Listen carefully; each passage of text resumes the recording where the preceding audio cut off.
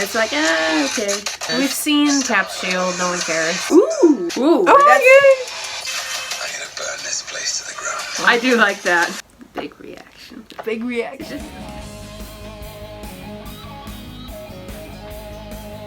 Alright guys, welcome back to my channel. I apologize for the big white glare here, but my studio is just what it is. So today we're going to be talking about, I brought back this person, today we're going to be talking about the WandaVision trailer, which is what everybody has been calling it. We're very excited to see that WandaVision is actually a thing, that Vision is coming back, and I'm just, like, the fact that we're calling it the WandaVision trailer, not the Marvel... What it is a Disney Plus trailer, and everybody just took to calling it WandaVision. Because that's all anybody cared about. And we only got 5 seconds of WandaVision. Yes. So before we're actually going to watch this again on camera, but before we do that, I just have to say the trailer consisted of 3 TV shows. If you could tell us, what are they? Falcon and the Winter Solider, WandaVision, and Loki. And the only one of those 3 that anybody is talking about is WandaVision. I just think it's funny because Loki has gone from... I'm not saying the character is dead or that his fandom is dead, but he went from Loki Mania 2013. Tom Hiddleston came out on stage dressed as Loki in Loki character, and it was the biggest thing ever. That was kind of the height of his popularity. He was huge. He was gigantic. He was enormous. Anything he touched, the product turned to gold. And now, no one cares that he's got a TV show. That's not true, Kelly. People were talking about Loki. It was WandaVision, Loki, and then Falcon and Winter Soldier. Yeah, there were people. None of them were as big as WandaVision, but Loki's still pretty big. I mean, as somebody who was a massive, ginormous Loki fan, I'm not even excited about it. Maybe I'll get excited about it later on. So, let's get started. We're going to watch the trailer of the WandaVision trailer. Big reaction. Big reaction. This is the first part where it's like, yeah, we've seen this. We've seen Cap's shield, no one cares. And it's like, okay. Ooh, sound effects. Ooh! Oh my gosh! Ooh! Oh my Vision residents. That's the part everyone's like, ugh. I'm gonna burn this place to the ground. I do like that. I'm gonna burn this place. So I mean, Loki, I know this is to be talking about WandaVision, but just to reference the Loki bit, it feels a little bit too much like they're trying to channel the Joker a little bit too much. I don't know if you get that feeling, but I definitely did. I didn't, but Loki is a little bit of the MCU's Joker. Yeah. So, let's see. I'm curious to see what they do. He fulfills that role, and it's kind of irritating, to be honest. But that's just me. We're going to be talking about WandaVision. So what was your initial reaction? That obviously was not the first time we'd seen that trailer, but what was your initial reaction to? Well, WandaVision has been the show I'm most interested in because it's doing something different than what we've ever seen before in the MCU. And some people were skeptical at first because they heard the title WandaVision. That sounds weird. They're doing it's literally their ship name. Yeah, it's a sitcom. What are they doing? This sounds like it could be really bad. But, well, first of all, I'll say WandaVision, watching the trailer, it actually has a 4 to 6 fold meaning. It's WandaVision because that's the Wanda and Vision together. It's WandaVision meaning like television. It's WandaVision meaning her vision. It's WandaVision meaning her name's going to be WandaVision because they get married. Yeah. So it's actually a really clever title. But anyway, I've been always excited for the show, even though some people have been like, I don't know about that, because I'm like, well, they're doing something really weird and different. And so this is the number 1 show that I was interested in seeing from Disney Plus, especially after the little Dick Van Dyke concept art, and how they've teased the kind of dark underlyings of it, because I don't know if you remember this, but in their concept art, it's the Dick Van Dyke thing, and the TV is blaring red at them, and everything looks like it's from the 50s. But the TV, which has this red, like Scarlet Witch's stuff, it comes out of the TV, and it shows that it's lit. Anything the TV touches is lit up, and anything around it is black and white. And behind them, it casts the shadow of them in Vision and Scarlet Witch form with the horns and all that. So, and they also released a teaser trailer with that, which is a clip from, well, not a trailer, but it was a clip from the Dick Van Dyke Show where Dick thinks that there's something wrong at home, and Mary Tyler Moore is trying to say, oh no, there isn't, and act like everything's fine. And so that's kind of the tease of the tone. And so that got me excited. That's interesting. That got me excited for it.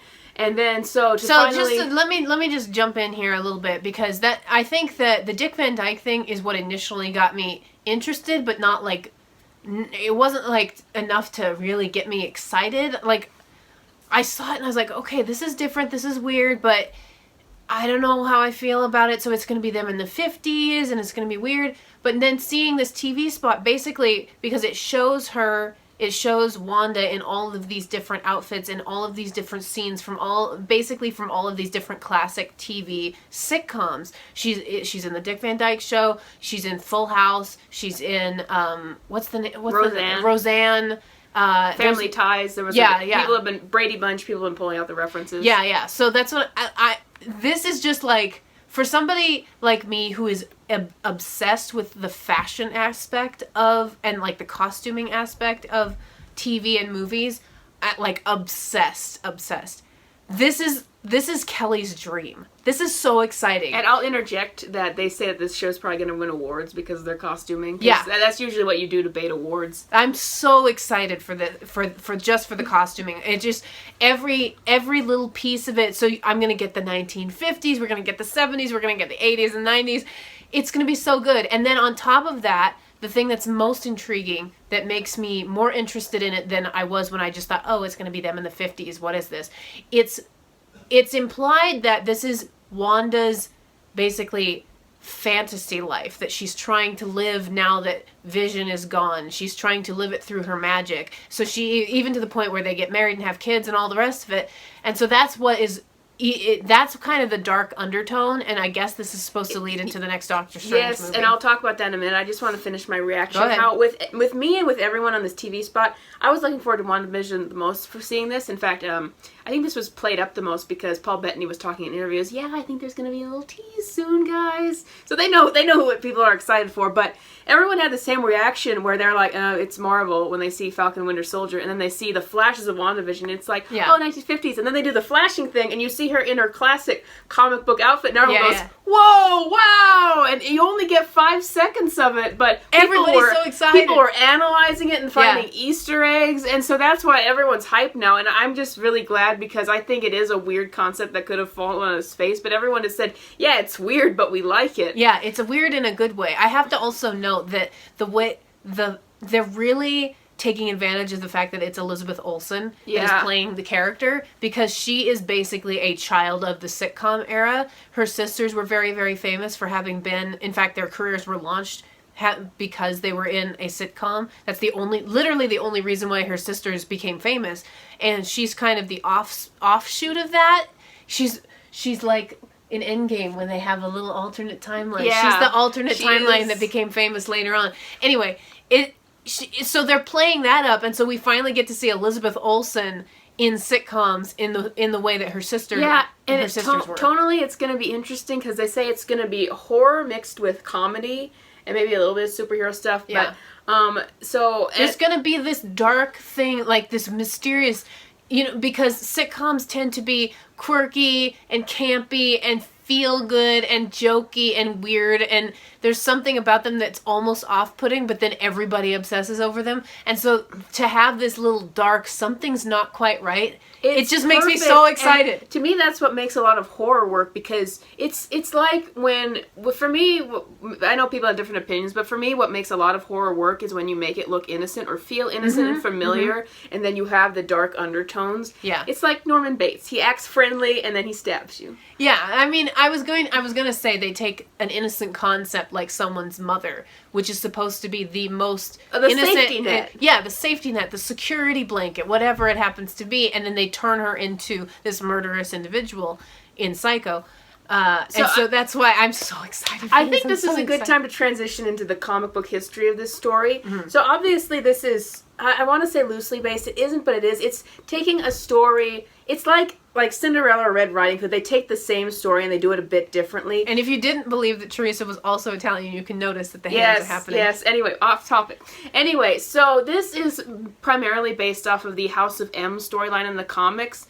And so what happens in that story, and this is, I hope I get all my facts right, is your shirt. Vision, my shirt, yeah. But anyway, Vision dies and Wanda starts to lose her mind, and so the X-Men are involved in this in the comics. So Charles Xavier works and makes this. They make this alternate reality for Wanda, so she won't go crazy because she's so powerful. We'll get into that.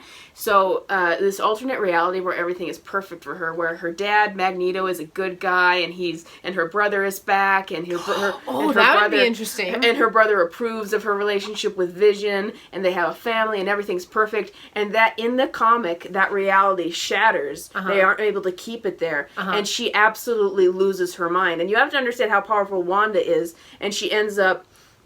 I don't know if this happens. This is going to happen. They're saying that Wanda is actually more powerful than Captain Marvel. Yeah, they're saying that, and he's doing that. So I don't remember if this happens in the comic or if it's going to happen in the show, but she tears a hole in the multiverse that Doctor Strange has to fight her at one point. And so, as you can see, this is leading into Doctor Strange. This is definitely leading into the Doctor Strange Another thing, this storyline, I don't think they'll do it this way in the movies, but it ends with Wanda saying no more mutants as a spell, and in the comics that makes half the mutants, or most of the mutants, go away. So they're predicting that in the movies she's going to say something and it's going to create the mutants. That'll be interesting, and then that'll give them an excuse to bring in the X-Men. Now, you mentioned something that Quicksilver? I didn't even think about. Quicksilver, now Marvel owns the rights to Quicksilver, so they could potentially bring him back for this TV show, and because this is supposed to be her idealized life, so her brother is back, and her husband is back, and she has children like she's always wanted. This just gets better and better. We might have her Quicksilver children, back. and that's also interesting what I'm thinking of. I was reading a comic, and in one of the comics, her children start to disappear. She made them with magic because she and Vision couldn't have any children. So to talk about Wanda's magic a little bit, it is legitimately magic in the comics. I need to explain a little bit more of her powers, because in the movies, and this might have been because of the deal with Fox up to this point, or not, I'm not sure. The Fox did restrict some of that they were able to do with Scarlet Witch. Fox. The Fox. The Fox is coming to get you. Anyway, Wanda's only been seen to have like mind warping powers and basically telekinesis in the movies. In the comics, it's called Hex, which is a magic thing, but it's basically probability manipulating. So basically, if she used her powers enough, she could basically turn a rock into whatever else. She could turn a rock into water. She can change things. She's very, very powerful, but they've never explored that in comics. She can create her children for herself. She can do, because it's probability manipulation. And so they've never explored that. So in this show, we know this for sure. A character, I can't remember the character's name, but she is basically a sorceress of sorts. She is, this is in the comics as well, she's going to train Wanda to understand her powers that she never has. And I think what's going to happen is as Wanda is training with her powers and realizing what she can do finally, she's going to do this for herself, and then it's going to all come apart. Because even in comics, if magic comes with a price. So that's going to be played with. And that's something that Disney has obviously done in other shows, where everything that you do that has to do with magic has some sort of a cost to the character. And so we're going to find that by the end of this show, Wanda is going to find out what the cost of her imaginary lifestyle has been, and I'm just so excited for this. I again, just going back to whether it's the costuming, the fact that it's probably, my thought is that the first episode starts out in the 50s, and that's the first stuff that you see and you experience, the 50s stuff, and then you find out, this seems a little weird, or something's going wrong here. Now, I have a question for you on that, though. How are they going to format it as it's a different sitcom every episode? Well, I'm curious, and I wanted to talk about that. I guess my larger question is, how long do you think each sitcom lasts? Is it one episode? Is it 2 episodes? Is it... Are there more sitcoms than what we've seen in the trailer? I think there's probably going to be more. Here's my thing. We originally heard that for The Mandalorian, the first episode was an hour, and then all the rest of the episodes were a half hour. For the MCU shows, we heard that they were going to be 6 episodes, an hour each, so 6-hour shows. So I'm just curious to how it's going to be formatted. Are they going to go back on that and have it a half-hour sitcom show? Are they going to have if it's going to be an hour and it's only going to be 6 episodes, and that sounds to me like it's going to be a different sitcom every episode. Yeah, but the thing I'm thinking of, is it going to start where it's, because Kevin Feige said the first 3 episodes are going to be a comedy, and the second 3 are going to be more of the horror-like aspects. Yeah. So I'm curious if it's going to start with, like, Dick Van Dyke, and we're going to just be there, and then find out that, unravel it and go back to how this all started. There'll be all kinds of Easter eggs. Yeah. Or if it's That's what my thought is. Or if it's going to start with her discovering her powers and doing it more linear. I don't think it's going to be linear, because Marvel doesn't have a history of doing that, first of all. They like to throw you into it, scare you, or make you like whatever it is, and then go back and backtrack how did they get there. That's what my expectation is, because that's what Marvel and Disney in general likes to give us. But I'm just curious, because we see a brief shot in the trailer where she's, like, crying and she's kind of taken aback and she's normal and the 50s stuff is still there. So I'm wondering, is that when she first tries to create it, or is this, like, midway through the season where it starts to fall apart a little bit? And so I'm just curious about that. And they noted that the CGI in that particular shot wasn't particularly finished, so which I'm sure they'll fix. Yeah, so we have probably about 5 minutes left, so I did want to touch on the other 2 shows. Let's talk about Loki, since that's what's on your shirt. I think Loki can be good. They're basically, they have him. Let me be clear. I will watch Loki, and I will probably watch Bucky and Sam, or whatever that show is called.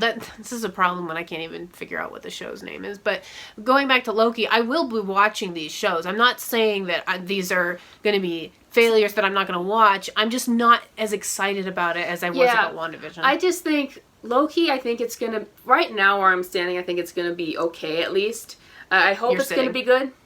Yeah. Where I'm sitting, I think Loki's going to be good. I like what I hear from the plot, where they are, I like how they went back and got the Avengers version of him back, because I think that Loki works better as at least teetering more towards villain. My main fear was that he was going to become a superhero or something, and it doesn't sound like that. Yeah. They're bringing in Kid Loki and Lady Loki and all these other Loki versions. Now that'll be interesting. And so the Loki that what, does he magically creates ice cream down the street or something?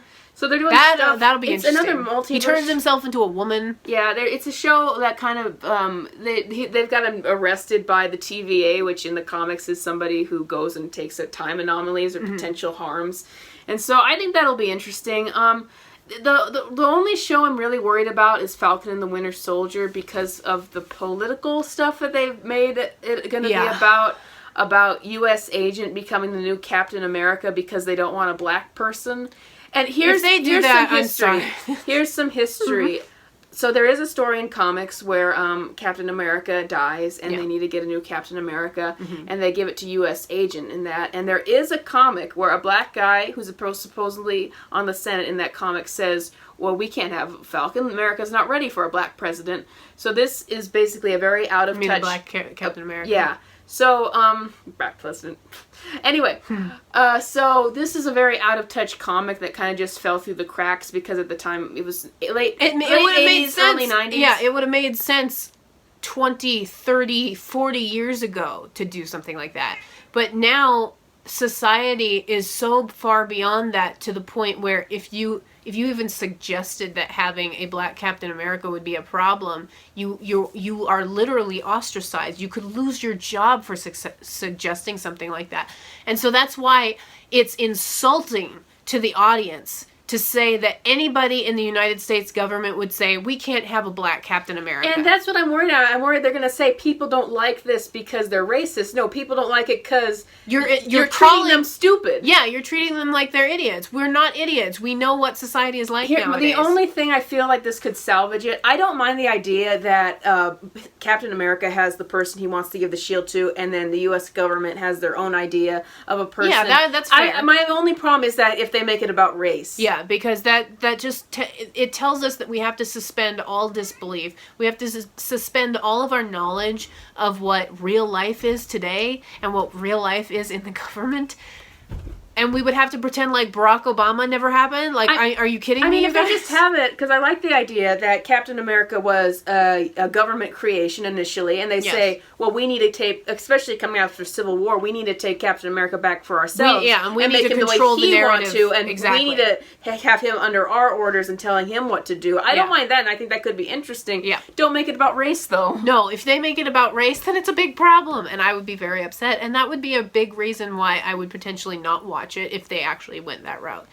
So, we've talked about all 3 shows. We're clearly in agreement on which is going to be the best show, and I think we're in agreement on which is going to be the second best show, and then the show that has the most struggles. I think just one other point on the Falcon and Winter Solider show, the visuals, although it was cool to see Captain America in a football stadium, obviously that was thrown in there because the clip aired during the Super Bowl. Yeah. But my problem is the visuals are not, there's nothing that catches my eye and I'm like, oh wow, this is new, this is different. Yeah, we've There's seen it all nothing new before. and nothing different. And my other concern about the show is that it is about 2 characters that are secondary characters. They have had some relationship build up since Civil War, but outside of that, I'm not sure that they together can carry a show. Yeah. And I know they're bringing Sharon Carter into the show, so that might change it up and make it a little more interesting. But again, they're bringing in